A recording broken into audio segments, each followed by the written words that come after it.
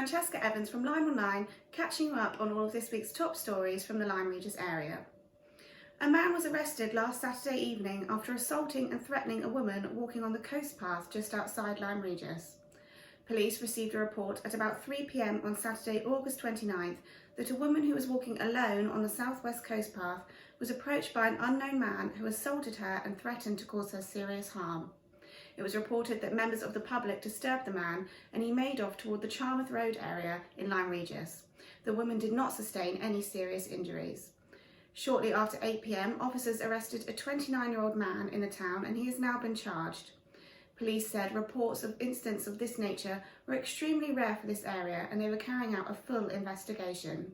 Anyone with information is asked to contact Dorset Police. Police are also investigating after a pedestrian was hit by a car in Kingsway, Lyme Regis last Friday morning. Officers were called to the scene at 8:50 am to reports of a collision involving a pedestrian and a blue Ford Fiesta. The pedestrian, a man aged in his 40s, sustained serious injuries and was taken to hospital for treatment. His condition was not life-threatening. Police are now appealing for anyone who may have witnessed the collision or may have dashcam footage of the incident to get in touch. A number of Lyme Regis facilities will be opening doors for the first time in months this weekend following the easing of lockdown restrictions. Lyme Regis Library will be opening on Monday, September 7th, with opening times limited to mornings only. Customers will be able to browse the shelves and use the public computers, which will be available for a 45-minute session and should be pre-booked by telephoning in advance. One of the town's main attractions, Lyme Regis Museum, will be opening on Tuesday, September 8th after missing out on the summer season. After the first week, the museum will be open Wednesdays to Saturdays with visitor numbers limited to 16 at a time and social distancing measures in place. The RNLI shop on the Cobb will also open tomorrow, selling lifeboat merchandise, Christmas cards and 2021 calendars and diaries. The Cart Road in Lyme Regis is also expected to open again to vehicles as the summer season comes to a close.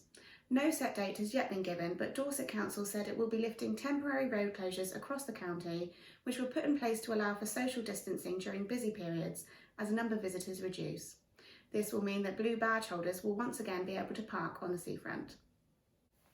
Staff from Lyme Regis Tourist Information Centre were given a fond farewell last Friday as the office permanently closed doors.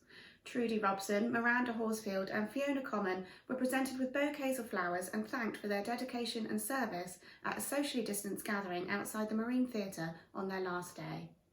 Dorset Council and Lyme Regis Town Council have said they are in active discussions about a future tourism service in the town, but the current office at Guildhall Cottage is now closed.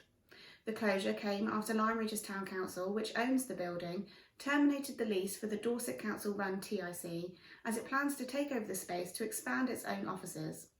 Dorset Council then ran a public consultation on the future of the service, saying its preferred option was to close and no longer offer a face-to-face service, which costs £87,000 a year to run. However, those responding to the survey showed overwhelming support for a face-to-face service to remain. The two councils say they are now working together to find a sustainable solution to benefit the whole town. In local sport, Uplyme and Lyme Regis completed their Devon Cricket Mini-League matches last Saturday, maintaining their 100% record with another convincing victory over Ottery St Mary. On this occasion, the hero of the day was Joe Ellsworth in his first season with Uplyme, who scored a maiden century and then topped the bowling averages with figures of 5 for 22 off just 6 overs to win the man of the match sponsored by LymeOnline. Uplyme finished runaway winners of the East E3 Tier 5 division and tomorrow they travel to Fennerton in the semi-final of the Tier 5 division playoffs. Fielding their strongest team for many seasons, Uplyme have been attracting large followings, sometimes with more than 100 spectators at the King George V playing field, and a number of supporters will be travelling to Fennerton tomorrow. Local footballers will soon be starting their season, with the Devon and Exeter League announcing this week that matches will commence on Saturday, September 19th. Lyme Regis' first team will not be starting their season until Saturday, October 3rd, when they travel over the Devon border to meet Beer Albion in Premier East Division. Lyme Reserve start their Division 1 East fixtures on Saturday, September 26th, with an away trip to Exmouth Spartans. The Seasiders continued their pre-season friendlies with a 2-2 draw at Charltown, the goals coming from Fred Parsons and Joe Bond. Parsons had the opportunity to win the game for Lyme late in the match, but his penalty ricocheted off the crossbar. Meanwhile, the major works at the day before continue at pace with the construction of a retaining wall to enable the car park to be extended and tarmacked. Thanks for watching LymeOnline's video news bulletins. You can catch up with all the latest news throughout the week on our website, and don't forget to pick up your free copy of the LymeOnline newspaper out today. Have a great weekend.